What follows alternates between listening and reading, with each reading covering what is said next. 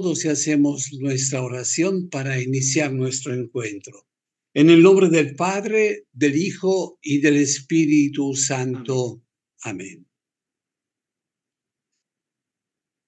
Ven, Espíritu Santo, ven por medio de la poderosa intercesión del Inmaculado Corazón de María, tu amadísima esposa. Ven, Espíritu Santo, ven por medio de la poderosa intercesión del Inmaculado Corazón de María, tu amadísima esposa. Ven, Espíritu Santo, ven por medio de la poderosa intercesión del Inmaculado Corazón de María, tu amadísima esposa. Oremos. Oh Dios, que has iluminado los corazones de tus hijos con la luz del Espíritu Santo. Haznos dóciles a sus inspiraciones para gustar siempre el bien y gozar de sus consuelos. Por Jesucristo nuestro Señor. Amén. Amén. Buenas noches a todos, bienvenidos. Seguimos con nuestro tema. La vez pasada, el último tema que hemos tratado tenía como título Alégrate cuando te hieran.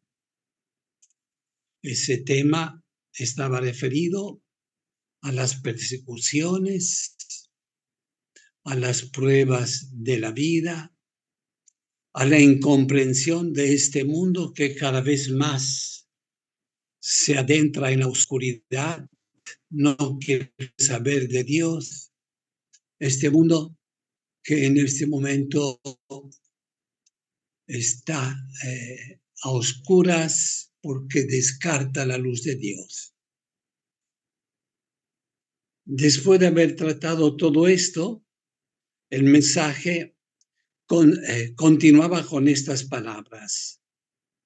De tiempo en tiempo, las civilizaciones tienen necesidad de renovación.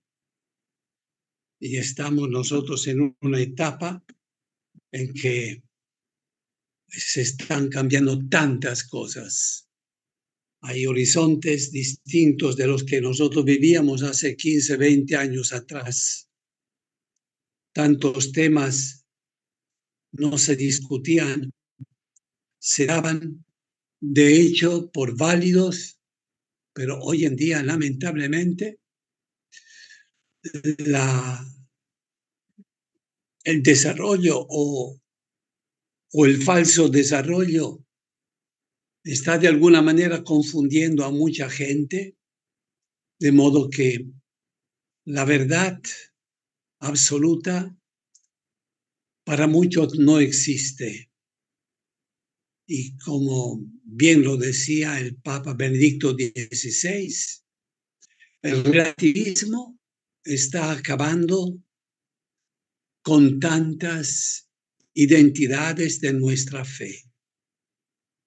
El relativismo no tiene verdades, sino todo es dudoso. Todo no está definido. Nosotros, en cambio, creemos que la verdad es una sola y es indiscutible. Bien, entonces, de tiempo en tiempo, las civilizaciones tienen necesidad de renovación. La historia está llena de ejemplos. Abatidas las viejas, se construyen las nuevas. Y este es el caso de la actual civilización. Habiendo rehusado la luz, decía Jesús, el hombre merece el castigo de las tinieblas, la confusión, el desorden. Cuando se pierde a Dios, se pierde la luz, se pierde la verdad, se pierde el amor auténtico. Cuando nos apartamos de Dios, es como si nos hubiéramos adentrado a la oscuridad de este mundo. Entonces, aquí el Señor nos pide tomar conciencia de toda esta confusión, de toda esta problemática de la cultura de hoy. Y le dice a Catalina, ten paz en tu corazón, ten paz. Por la vía del amor y del dolor llegarás a la perfecta comunión conmigo. Esto es lo que nos espera también a todos nosotros. Dolor y prueba. Y luego le dice, te he escogido para esto, pero no temas, no te dejaré huérfana. Tengo un campo que debo cultivar.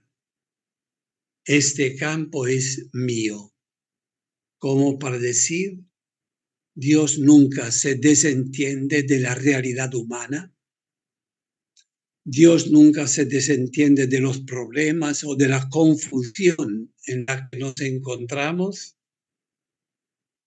Dios ve toda esa incertidumbre y oscuridad que nos rodea, pero Él está allí.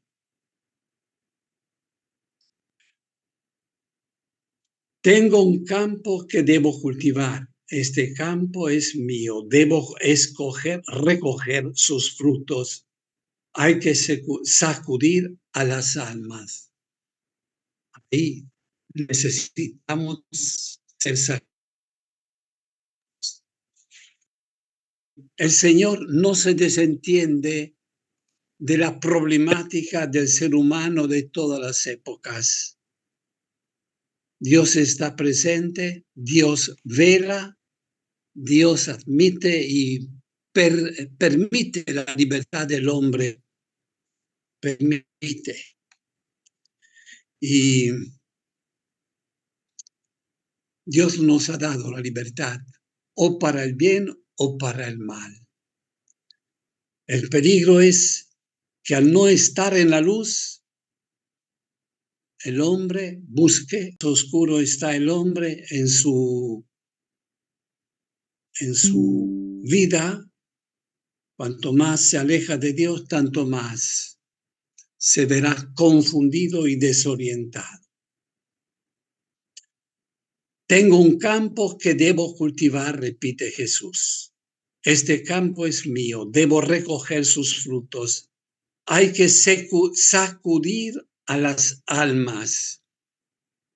Dejémonos sacudir por el Señor para que nuestra fe brille, nuestro testimonio sea verdadero, nuestra autenticidad sea verídica. Y luego dice, los sacerdotes en el confesionario deberían poner cuidado en esto. Sí, hay verdades que no pasan.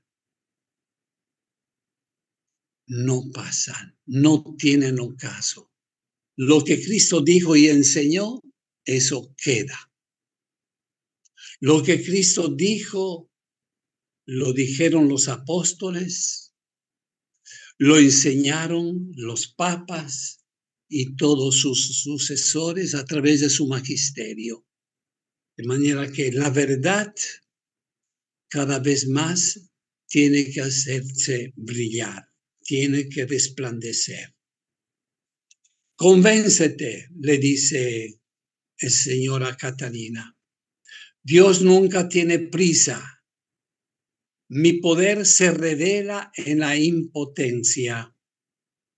Cuanto más humilde y despreciada, oculta y olvidada es un alma, tanto más la busco con mi amor para unirme a ella. O sea que el Señor se fija en el humilde, no en el soberbio. Se fija en aquel que es humilde, aquel que ha encadenado su orgullo personal, aquel que ha encadenado sus pasiones, sus inclinaciones hacia lo que le gusta el mundo. Alégrate si ves que te hieren. Alégrate. Esto sí que nos cuesta comprender, pero es así la lógica del lenguaje de Jesús. Porque entonces yo miro con complacencia cuando pasamos por esas incomprensiones o por esas maledicencias que el mundo suele echarnos. ¿Qué otra cosa buscas si en mí se encierran todas las riquezas del cielo? Solo en Jesús encontramos nosotros la verdad y el sentido de nuestra vida. Ahí está la verdadera riqueza. No me has dicho, le dice Jesús a Catalina, no me has dicho que para ti Jesús es todo. Pues bien, vives solo para mí en esta tierra. En verdad, no te hace falta otra cosa. Bien, dejamos el mensaje 100. En el mensaje 161 se dice, como título se dice, no es suficiente ayunar a pan y agua. No es suficiente ayunar a pan y agua. ¿Me escuchan? Sí, padre, adelante. Si algo pasa por ahí. No, si se llegara a cortar, yo se lo voy a decir. Siga adelante. Bien.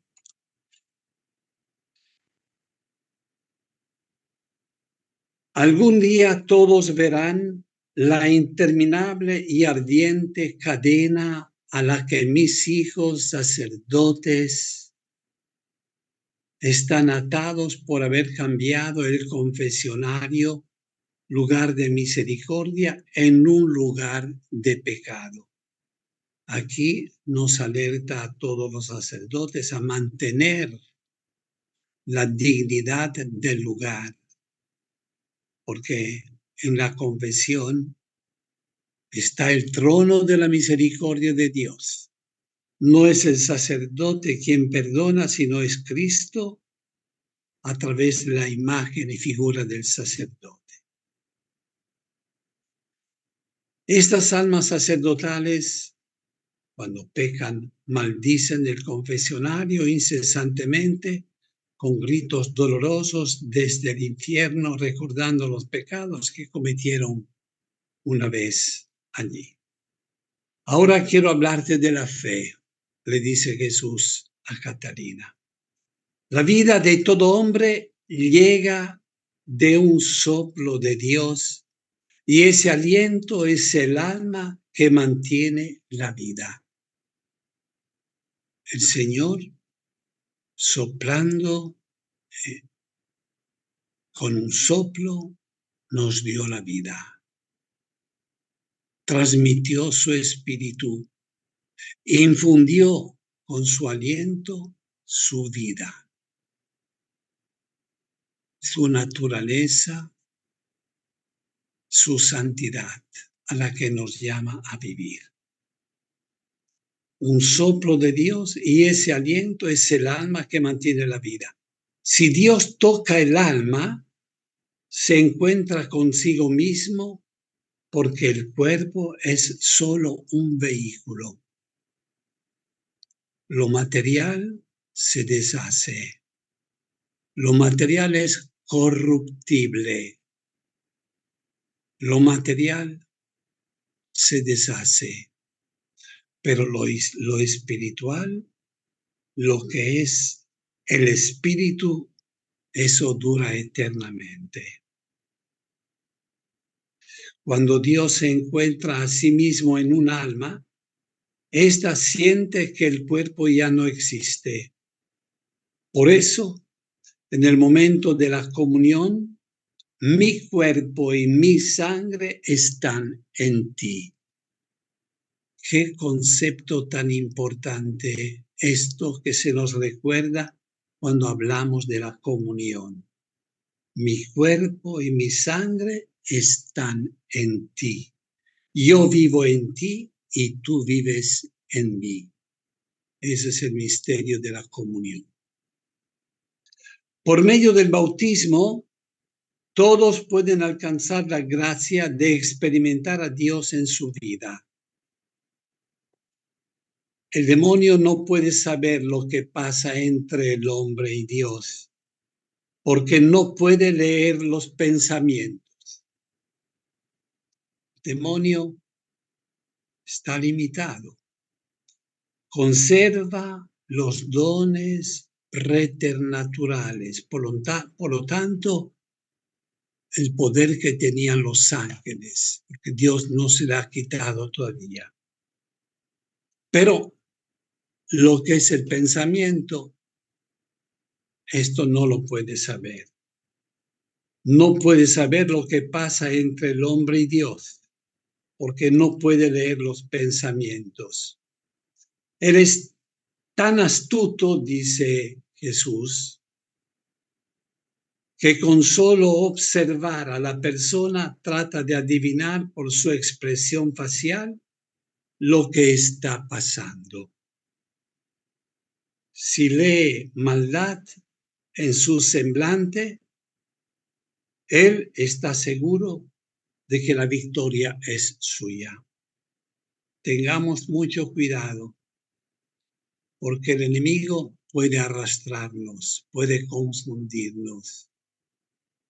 Y si no estamos con la coraza de la fe, de la oración, de nuestra sintonía con Dios, corremos el peligro de encontrarnos o de irnos a la oscuridad. La mejor forma de hacer que nuestros corazones se unan es amándome. Con la fuerza del amor, por lo tanto, reencontramos al Señor en la oración, por supuesto.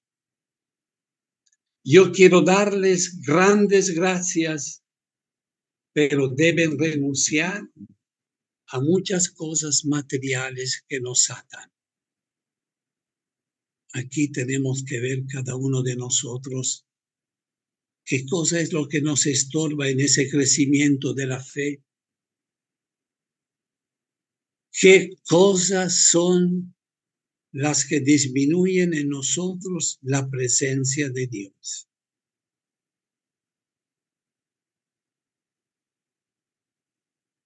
¿Deben usar las cosas materiales como si no existieran o como si tuvieran como única finalidad el ayudarlos a unirse aún más a mí? Todo lo que Dios nos ha dado son medios para acercarnos más a Él, para agradarle a Él, para corresponderle a Él. Las cosas están a disposición de nosotros, no nosotros a disposición de ellas. Al final de la vida debemos preguntarnos qué nos ha dominado. ¿El dinero se ha adueñado de nosotros? ¿Las pasiones se han adueñado? ¿O es que nosotros éramos dueños de ellas para administrarlas en forma adecuada? Porque hay muchos que tienen como dueño las cosas de este mundo. Y el mundo tiene poder sobre nosotros porque estas cosas están ocupando nuestro corazón en lugar de que Dios ocupe el corazón de nosotros. Entonces, sigue Jesús, cuando estemos unidos en el amor, su vida y todo lo que necesiten será de mi incumbencia. Por este amor, por esta unión, lo que es mío es también de ustedes. Otra cosa sobre lo que quiero instruirlos es sobre el ayuno. Recordábamos lo que decía el título, no basta ayunar a pan y agua. A ver qué dice Jesús sobre el ayuno. No es suficiente ayunar a pan y agua. El ayuno debe incluir también la abstinencia de la ira. No podemos estar ayunando, renegando, dominados por nuestro orgullo, dominados por nuestras pasiones, dominados por nuestra conducta inadecuada. Ese ayuno no tiene sentido.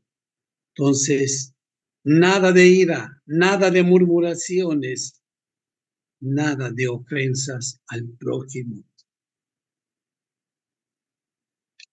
nada de envidia, nada de soberbia, repito.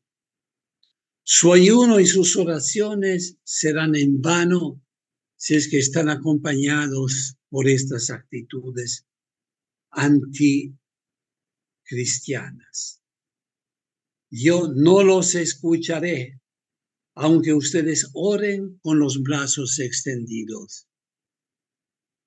Hay que predisponernos con la conducta y el espíritu revestido de humildad y de santidad. Así tiene valor el ayuno. Así tiene valor nuestro sacrificio, nuestra renuncia.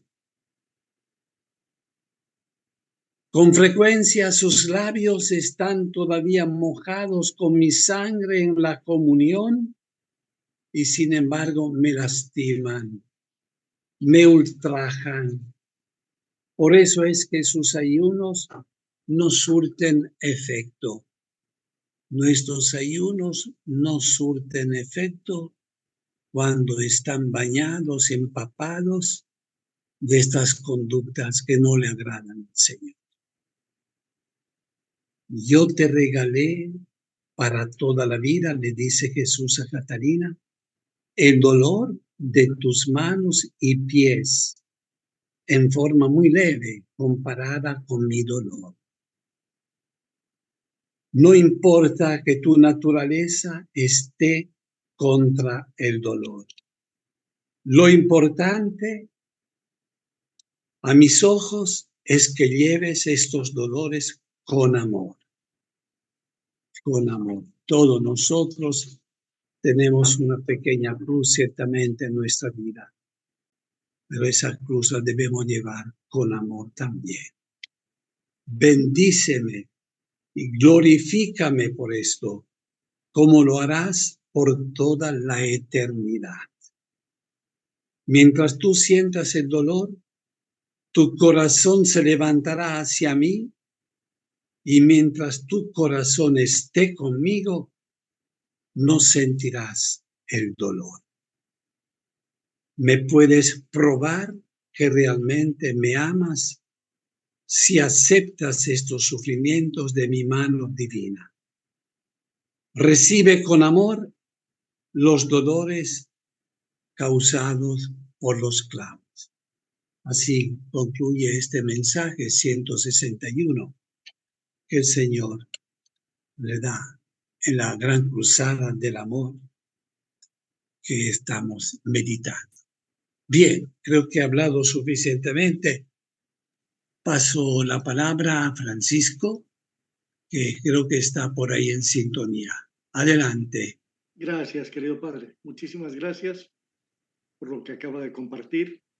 Vamos a ofrecer a los hermanos que están presentes acá en el Zoom y también a quienes nos acompañan desde las redes sociales, pues si alguien quiere hacer algún comentario o preguntarle, no pudimos salir en las redes, se ve que hubo algún problema allá y me llama la atención que tampoco se está grabando. Bueno, hemos tenido algunos problemas en la transmisión. Tristemente, pues nuestras hermanas han estado peleando desde la semana pasada ya en la adoración, lo vivimos todos no se pudo hacer la adoración en tiempo y forma, y aparentemente es el programa de interfase que están utilizando las hermanas que no les permite que salgamos en las redes simultáneamente. Es muy triste, ya les digo, han estado dedicándoles horas a esto y bueno, lamentable, tristemente no se ha podido resolver. Vamos a seguir intentándolo y espero en Dios que la semana que viene sí podamos salir en las redes. Levanta la mano aquí con el nombre de Juan Carlos Santiago. Sí, buenas noches. Sí, buenas noches. Bueno, yo quería apenas hacer una observación. Yo creo que sobre este asunto hay que meditar y pensar bastante sobre el relativismo, sobre la verdad absoluta. Y hoy día se sabe que no existe verdad absoluta, la verdad es evolutiva, está siempre en movimiento. El universo está en movimiento, todas las cosas están en movimiento. Un ejemplo, por ejemplo, en la Biblia tenemos la participación de la mujer. Dice que la mujer, si quiere saber alguna cosa de la fe, tiene que preguntar a su marido. O sea, eso hoy día no es más válido, no es más así. La mujer hoy día tiene una participación muy grande en la iglesia, ¿no? Y así muchas cosas están avanzando. Por eso ha habido un Abraham, un Moisés, un Jesús. O sea, hay una evolución de la verdad. La verdad no es absoluta, es evolutiva. Eso apenas quería decir. Juan Carlos, muchísimas gracias ¿sí? por compartir con nosotros tu punto de vista. Para la Iglesia Católica y las iglesias cristianas, definitivamente sí existe una verdad absoluta. Debo decírtelo. De hecho, la verdad absoluta es Dios. Y lo que sucede es que el ser humano va descubriendo parcialmente esa verdad. Esto sí es cierto. Pero si no hubiera verdad absoluta, todo dependería del cristal y la perspectiva desde la cual se ven las cosas. Naturalmente, la forma de poder ir avanzando en el conocimiento de la verdad absoluta es progresiva. Es un avance que se hace progresivo. Es importante el entender que uno personalmente no va a tener la posibilidad de asir esta verdad. Pero doctrinalmente, insisto, desde el catolicismo y desde el cristianismo en general, por supuesto que sí hay una verdad absoluta y es la que se va desentrañando por diversos métodos. Uno de ellos es el método científico, otro de ellos es el método empírico, la filosofía juega su papel importante y por supuesto el saber teológico. Son distintas formas a través de las cuales, y para nosotros la más importante de ellas, por supuesto, es la revelación que a través de Jesucristo nos llega. De hecho, Jesucristo dice, yo soy el camino, la verdad y la vida. Entonces, yo te agradezco el punto de vista que compartes.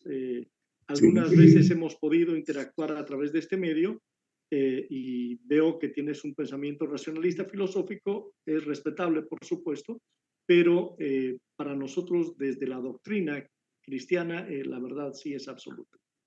Sí, pero de la manera que tú lo explicas ahora, sí está muy bien. Hay una verdad absoluta para la cual no la hemos alcanzado.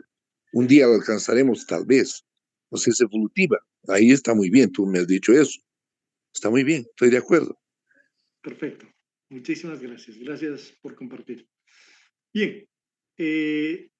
Pues bueno, fíjense ustedes, hay una unidad temática muy clara en lo que acaba de compartirnos Padre Renzo de la Gran Cruzada del Amor y lo que seguimos estudiando, que es la primera carta del apóstol San Pedro, la primera carta universal del apóstol San Pedro. Habíamos visto hasta el capítulo 3 y hoy nos tocarían el 4 y el 5 capítulo, que son los dos muy breves.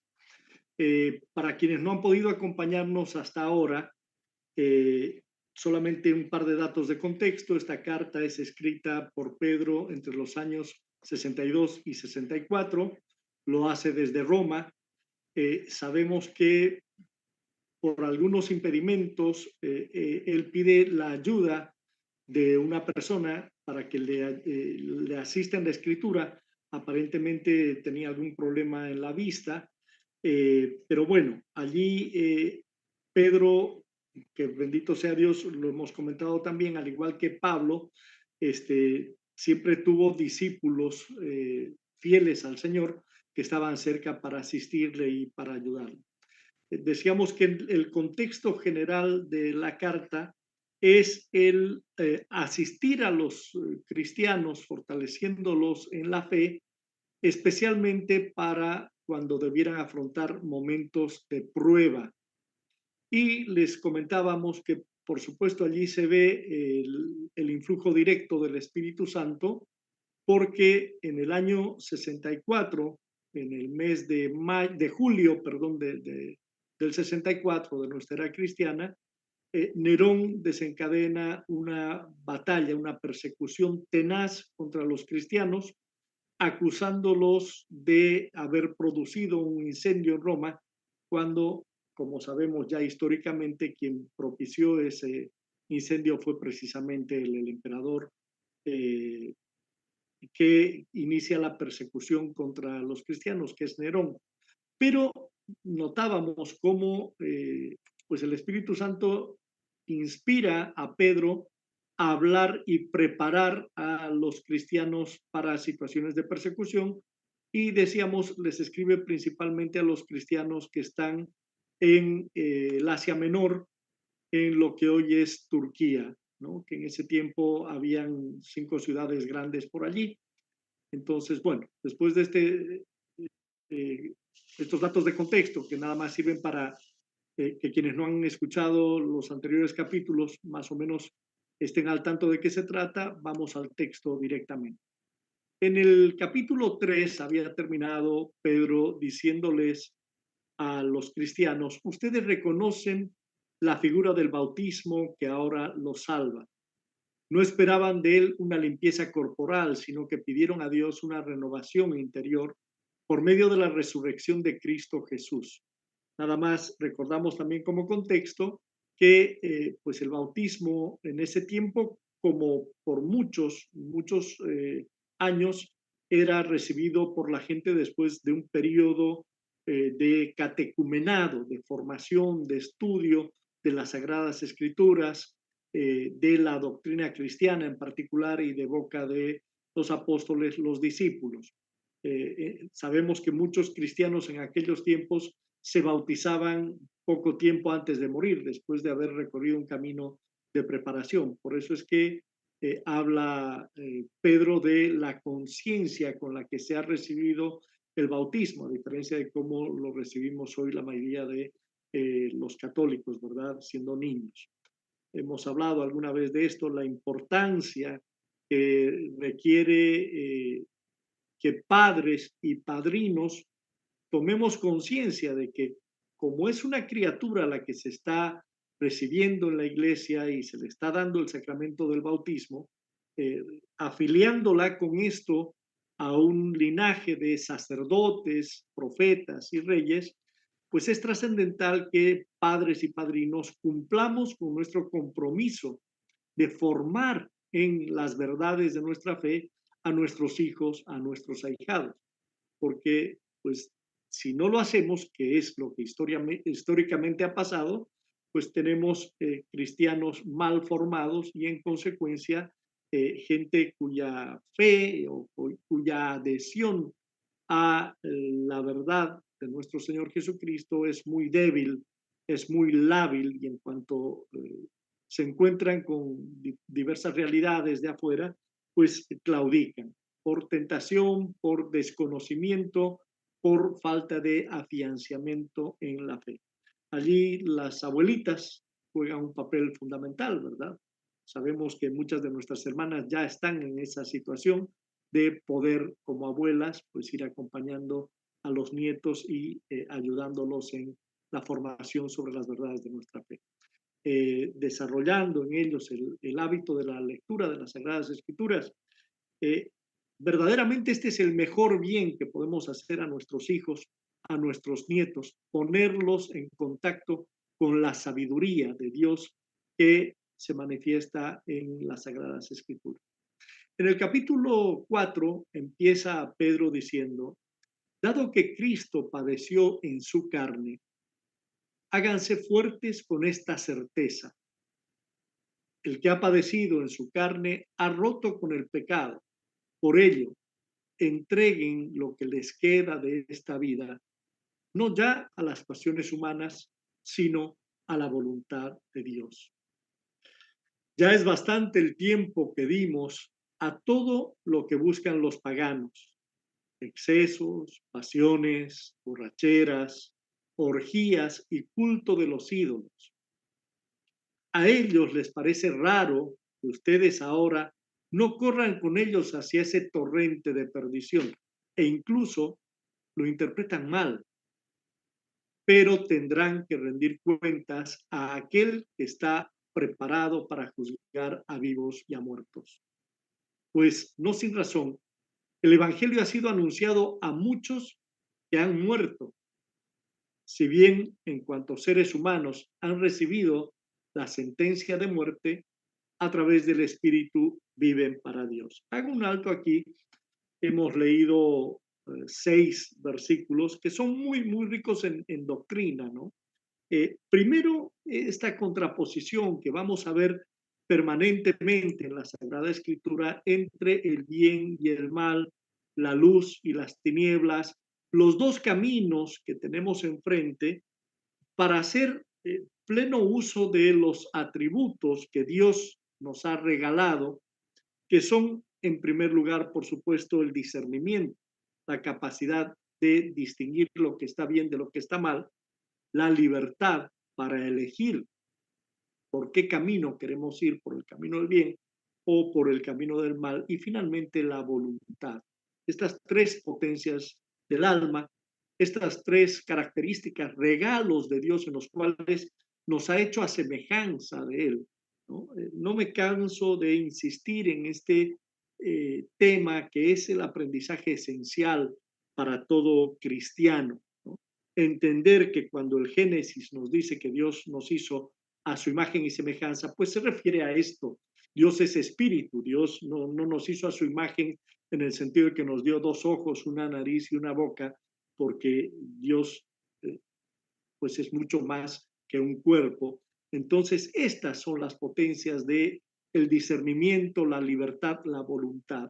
Entonces, es la Sagrada Escritura permanentemente una confrontación a el ser humano de preguntarle y de sugerirle y de amonestarle y de exhortarle de cómo está haciendo uso de estos atributos, de esa capacidad de discernir, de esa libertad para elegir, de esa voluntad para hacer lo que se ha decidido, de esa energía que proviene de la convicción y, por supuesto, de la fuerza de Dios.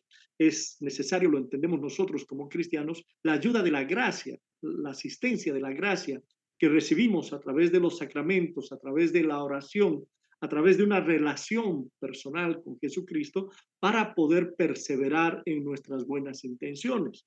No en vano Jesús, en el momento de partir, prácticamente despidiéndose de sus discípulos en el huerto de los olivos, les dice con claridad: velen y oren para no caer en la tentación, porque el espíritu está firme, el espíritu es fuerte, pero la carne es débil. Esta realidad dual del ser humano de espíritu y carne, pues en la medida en que le damos al espíritu el dominio, la hegemonía, el poder, pues lejos de ser un martirio, por así decirlo, pues es una maravilla, es un regalo especialísimo que hasta los ángeles por allí quisieran tener, se dice, ¿verdad? Pues no tienen la carne, no tienen la sensibilidad, no tienen el gozo que nosotros podemos tener. Claro, son espíritus puros y su naturaleza está por encima de la nuestra, como muy bien decía Padre Renzo, ¿no? Una naturaleza preternatural que está entre la naturaleza nuestra y la sobrenaturalidad de Dios.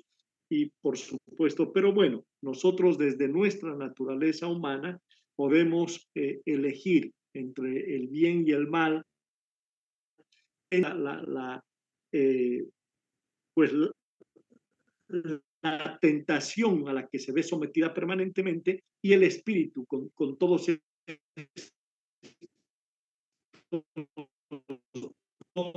realidades contrapuestas permanentemente en la medida en que nosotros damos el timón a las cosas de Dios, a las cosas del Espíritu. Entonces, viene esta confrontación, ¿verdad? Y cuenta Pedro, recuerda y dice, bueno, ustedes saben cómo viven los paganos, entre excesos, entre pasiones, borracheras, incluso muchos de ustedes han vivido en eso. Y sabemos que una de las características de la Roma antigua, ¿verdad? Era precisamente el desborde de pasiones y excesos. Y pone aquí como parámetro de análisis y de guía de nuestra conducta, Pedro, pues esta realidad de que vamos a tener que rendir cuentas, todos, a aquel que está preparado para juzgar a vivos y muertos, ¿no? Entonces, por eso dice, no sin razón el Evangelio ha sido anunciado a muchos que murieron en cuanto a la carne, pero a través del Espíritu viven para Dios.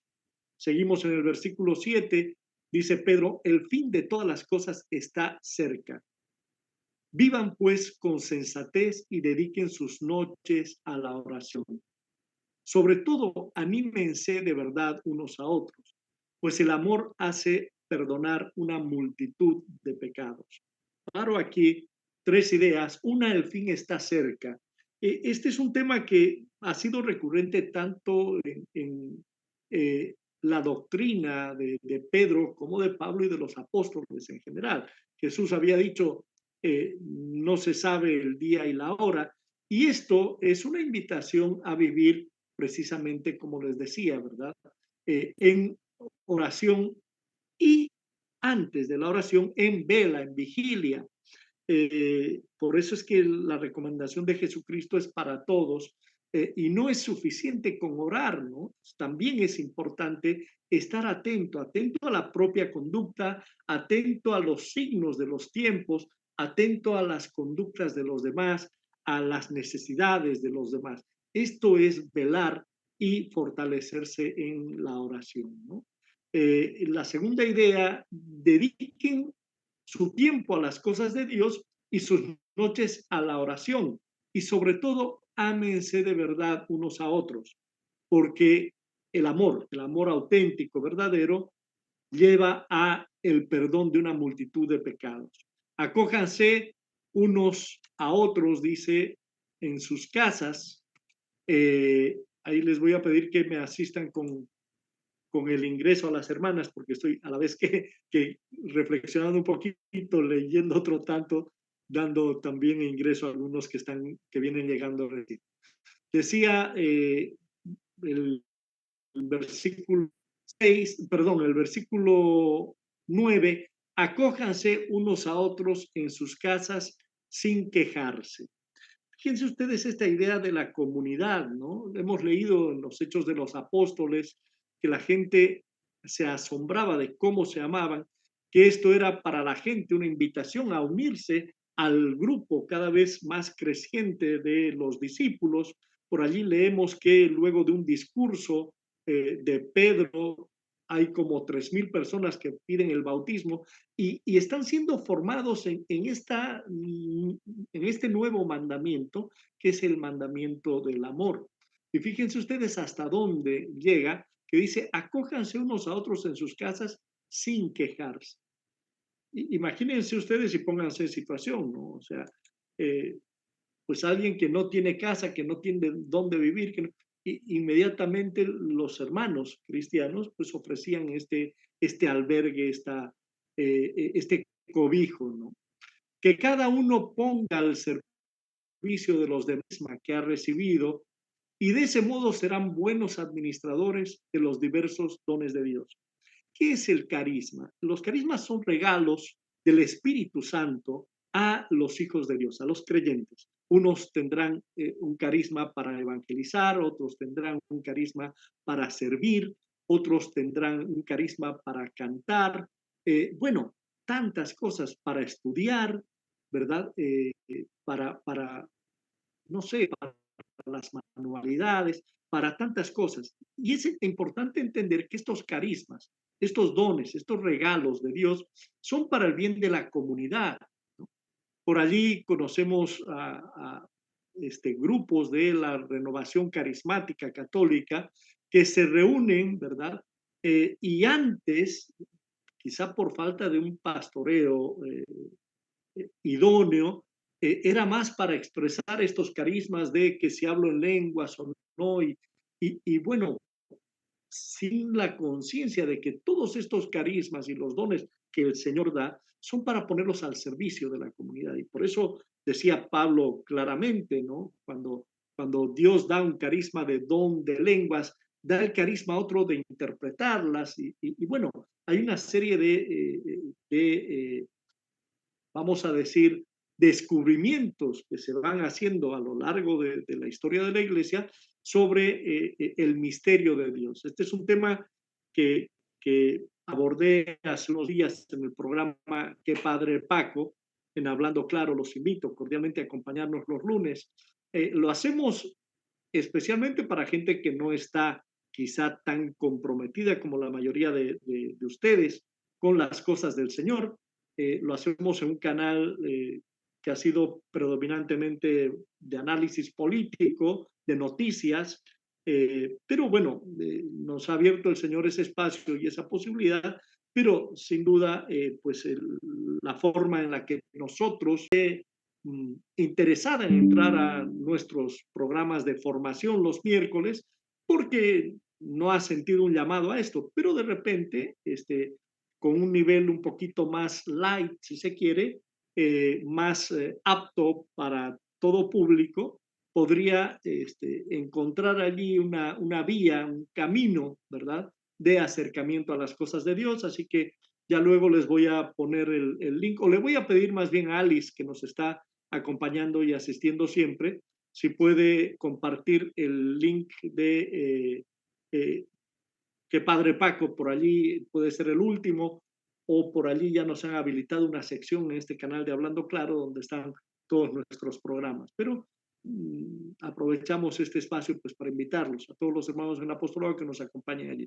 Entonces, allí hablábamos les decía, de este tema de la forma en la que Dios se manifiesta, ¿verdad? Para paulatinamente, para darse a conocer. Uno de los programas estaba destinado a hablar del misterio de Dios, ¿no? Por supuesto, era la forma de abordar el principal misterio de Dios, que es la Santísima Trinidad, ¿no? Esto de tres personas conviviendo en un solo Dios, siendo un solo Dios. Pero bueno, para nosotros ya un poquito más avanzados en este camino, pues el decir que Dios es en sí mismo un misterio y tiene muchos misterios de distinto tamaño, vamos a decir, por plantearlo así, ¿verdad?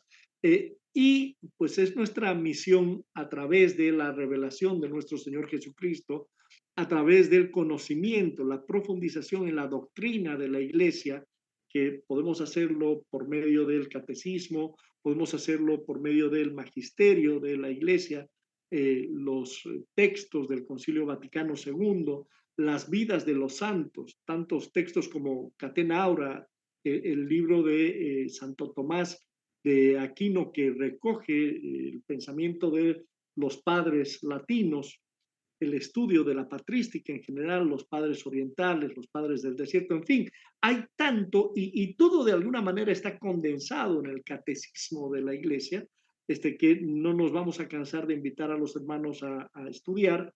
Y precisamente por eso nuestro compendio para el trabajo en las casitas de oración se hace una reflexión sobre la Sagrada Escritura, sobre específicamente o especialmente el Evangelio del domingo pasado, pero después lo confrontamos con lo que nos enseña la doctrina católica, la verdad de nuestra fe en el catecismo en relación con esto, ¿no? Para que podamos interiorizar un poco más en el mensaje del Señor y de este modo poder hacerlo carne, poder vivirlo.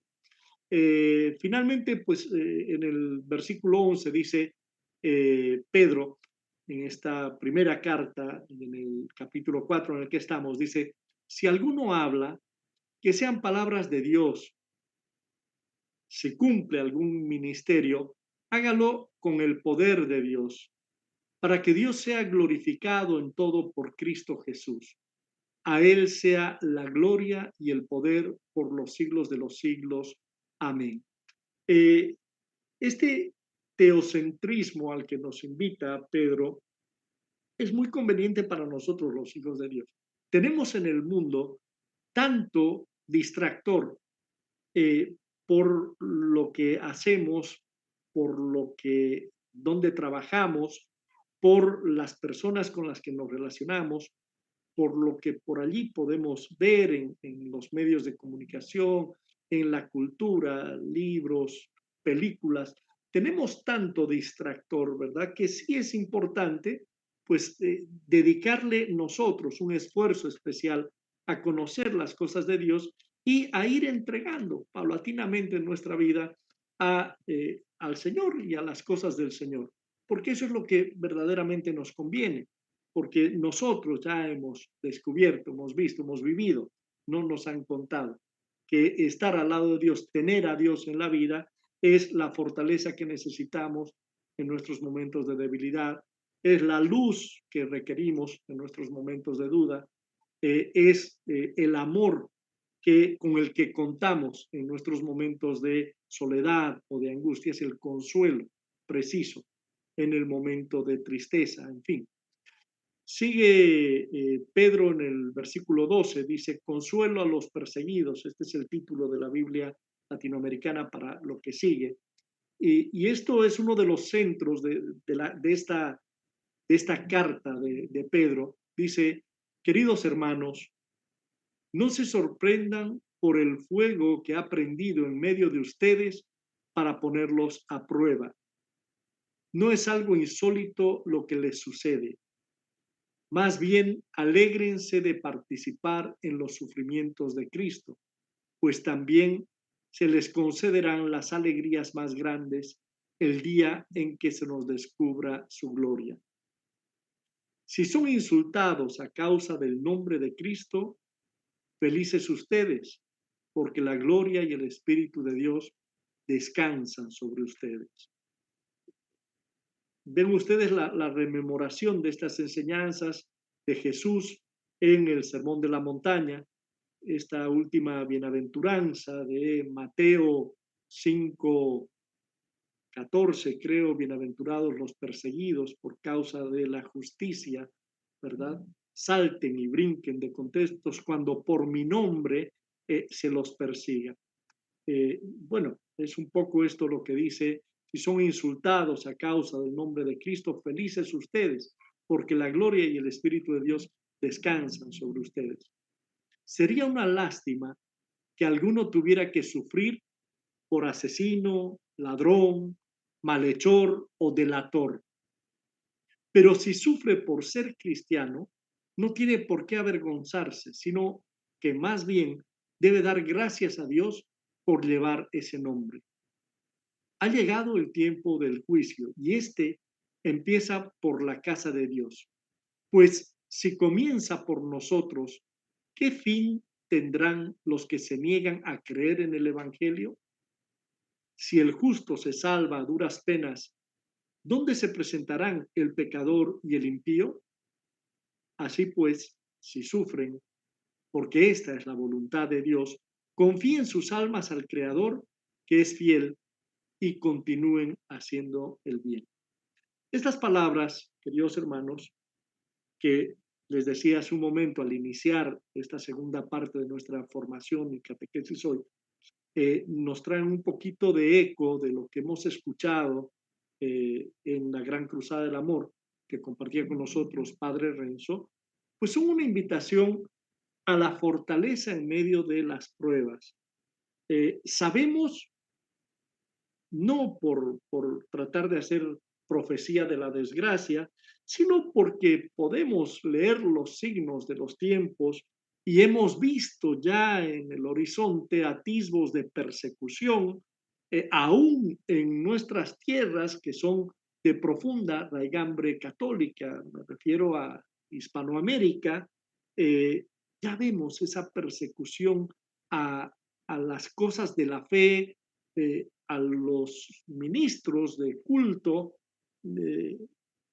Hemos visto el caso de Nicaragua, han expulsado obispos, han encarcelado obispos sacerdotes.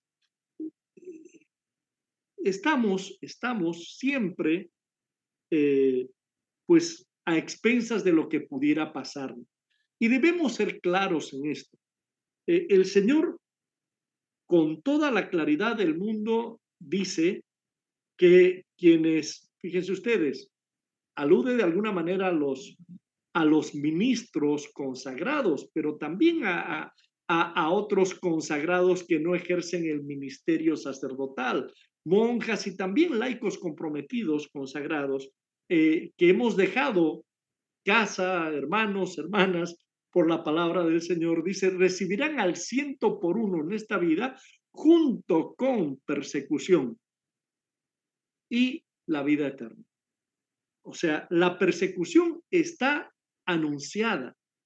O sea, Jesús les decía a sus discípulos, no teman de qué van a decir cuando sean llevados ante las autoridades, porque será el Espíritu Santo el que hablará. Entonces, este contexto de ese imperio romano, en este caso Asia Menor, en actual Turquía en los años 60, pues tiene algunos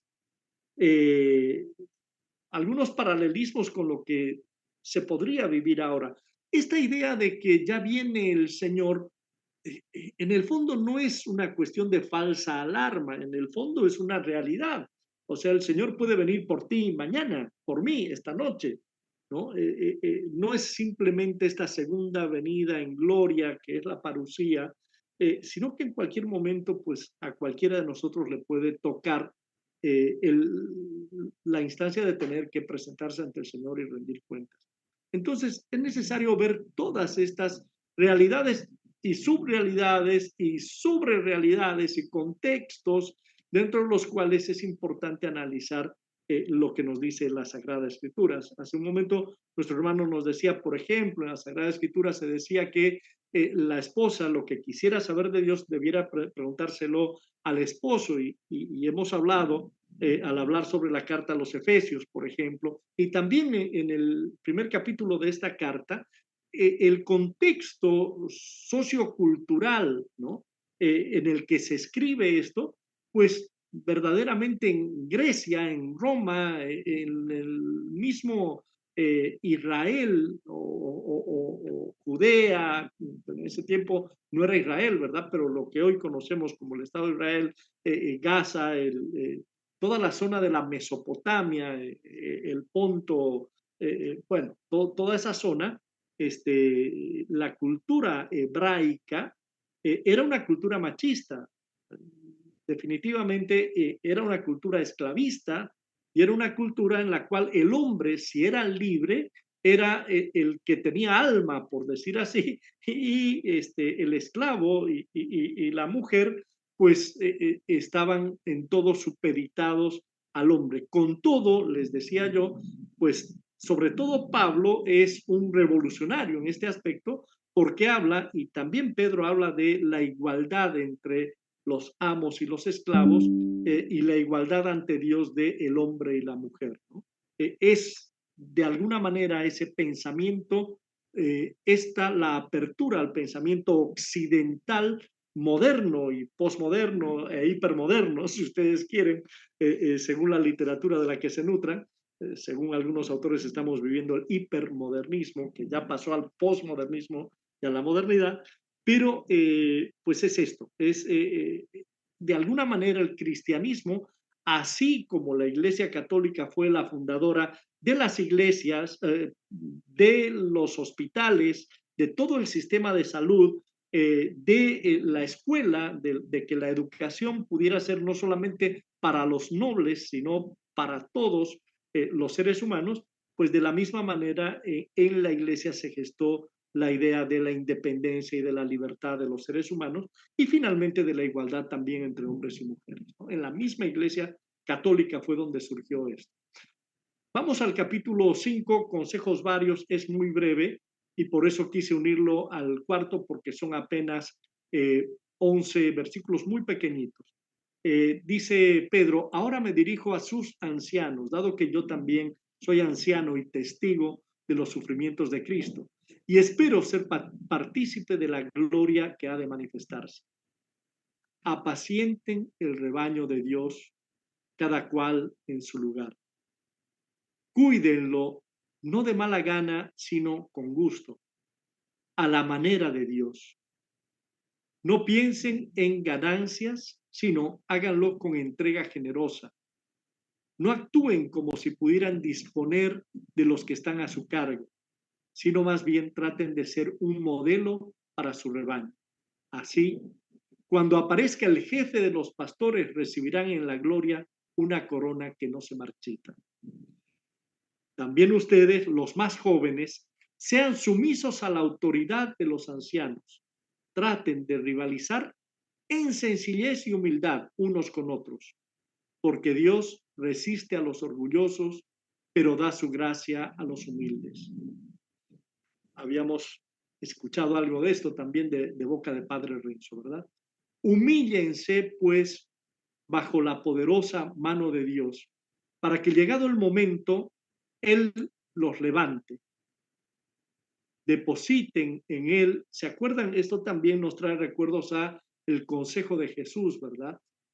Cuando vayas a una cena, no busques los primeros puestos, sino los últimos. Y si el anfitrión te llama a su lado, pues ganarás, entre comillas, prestigio, admiración, que no es lo que uno busca ganar, pero era una parábola, era una forma de Jesús de enseñarnos este sagrado deber, esta virtud reina de virtudes que es la humildad, ¿no? Humíllense